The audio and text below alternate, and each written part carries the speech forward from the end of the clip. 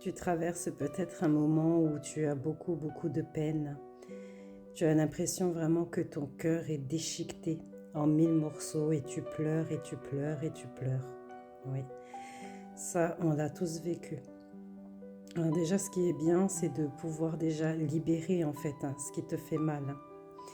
Il faut vraiment pleurer, t'autoriser à pleurer, t'autoriser à te dire à des jours, aujourd'hui, j'ai pas envie de faire ça. J'ai juste envie de me coucher. J'ai juste envie de dormir. Ce n'est pas de la procrastination, c'est ton corps qui n'en peut plus. Donc, il faut déjà accepter que ton corps n'en peut plus et vraiment te recentrer sur toi-même. Donc, une fois que tu as évacué cette tristesse, tu peux prendre vraiment du recul. Peut-être que tu as aussi beaucoup de questions. Si on parle vraiment d'une rupture sentimentale, c'est vrai que ça fait très très mal. On a envie de comprendre certaines choses et pourquoi, et pourquoi, et pourquoi. Mais il faut se poser les bonnes questions. Et les bonnes questions, c'est vraiment te recentrer sur toi.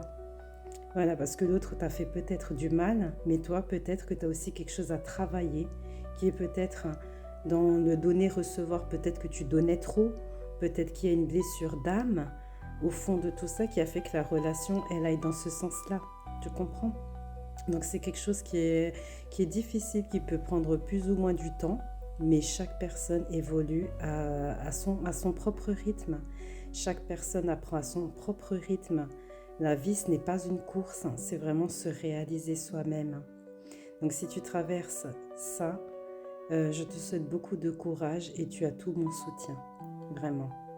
N'hésite pas à pleurer, à vider ton cœur, à crier, faire du sport, enfin tout ce qui peut t'aider à enlever cette colère ou soit cette tristesse que tu as au fond de toi. Donc voilà, il ne faut surtout pas garder les émotions, ne les gardez pas.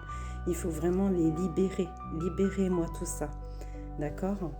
Et je t'assure que ça va aller. Ça va aller. Nous sommes dans le même bateau. Je te fais cette vidéo, mais comme tu le sais, la personne la plus précieuse à mes yeux est partie. Donc voilà. Et tous les jours, je fais ce travail-là.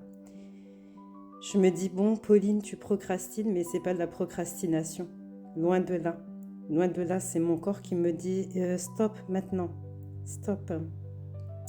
Donc, comme pour vous dire, en fait, quand je fais de la voyance, c'est vraiment, je canalise au niveau de mon cœur. Voilà. Quand je fais mes tirages, mais mon cœur est complètement déchiqueté, donc je ne peux pas. Donc, j'ai le choix de faire quoi? D'extérioriser, me recentrer et retrouver ma joie de vivre. Voilà, comme j'étais avant, la Pauline d'avant. Donc voilà, c'est pour ça que je te conseille tout ça. Tu sais que tu es forte, tu sais que tu es fort. Allez, ça va aller. On se tient la main, d'accord?